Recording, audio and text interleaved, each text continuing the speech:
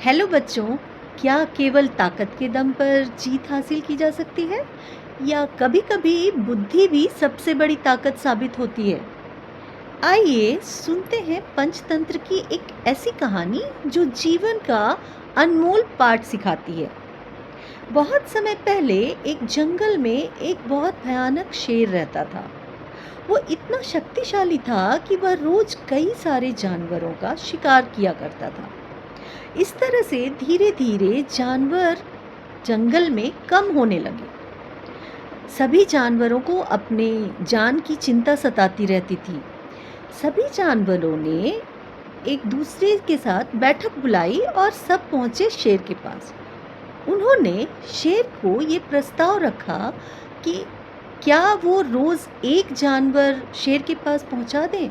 जो भी जानवर जाएगा उसे वो मारकर खा ले। शेर ने कहा, ठीक है, ये प्रस्ताव मुझे स्वीकार है, लेकिन ध्यान रहे जानवर सही समय पर पहुंच जाना चाहिए। सभी जानवर खुशी-खुशी इस खुशी में चले गए कि चलो कुछ दिन तक अपनी ज़िंदगी बच जाएगी।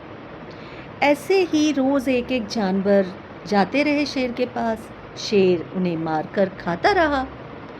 एक दिन आई बारी खरगोश की। खरगोश इतना छोटा सा प्राणी, उसमें जीवन जीने की बहुत इच्छा थी। उसने सोचा कि अगर आज मैंने कुछ नहीं किया तो सब खत्म हो जाएगा धीरे-धीरे। यही सोचते-सोचते वो डर के मारे शेर के पास जा रहा था। तभी जंगल में उसे एक कुआं दिखाई पड़ा। वो कुएं के पास खड़ा हुआ। उसने कुएं में झांका। उसे अपनी परछाई नजर आई। तभी उसके दिमाग में एक विचार कौंधा और वह खुश हो गया। उस दिन वो जानबूझकर शेर के पास बहुत देर से पहुंचा।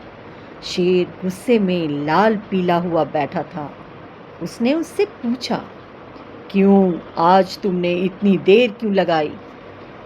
खरगोश ने कांपने का बहाना करते हुए कहा, महाराज, मैं तो आप ही के पास आ रहा था, लेकिन रास्ते में आते हुए मुझे एक दूसरा शेर मिला। उसने कहा, आज से मैं ही इस जंगल का राजा हूँ।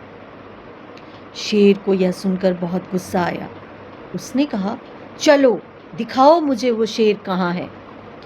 खरगोश ने उस शेर को उस कुएं के पास ले जाकर खड़ा कर दिया। उसने कहा, इस कुएं के अंदर शेर है दूसरा।